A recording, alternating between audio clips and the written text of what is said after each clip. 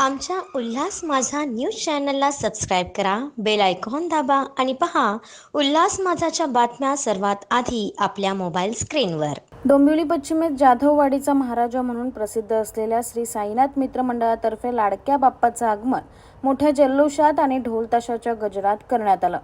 जाधववाडीचा महाराजा हा गणपती बाप्पा कल्याण डोंबिवलीतला आगमनाधीश म्हणून ओळखला जातो। दरम्यान गणरायाच्या दर्शनासाठी डोंबिवलीकरांची मोठी गर्दी झाली होती। श्री साईनाथ मित्र मंडळाचे अध्यक्ष दिनेश जाधव यांच्या नेतृत्वात प्रतिवर्षीप्रमाणे यावर्षी भक्तिभावाने गणेशोत्सव साजरा केला जाणार आहे।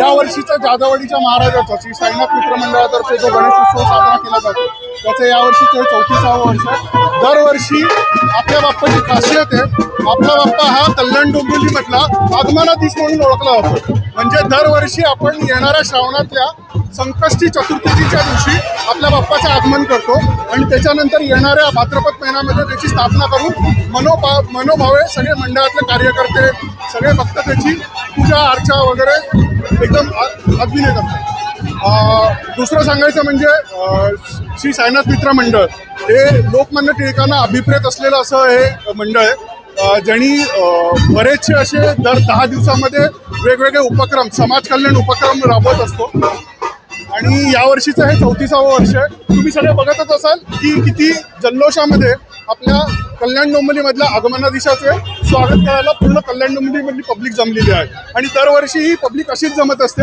कारण का हा डोंबिवलीमधला पहिला आगमनाधीश म्हणून नावाजलेला गणपती मंडळ आहे।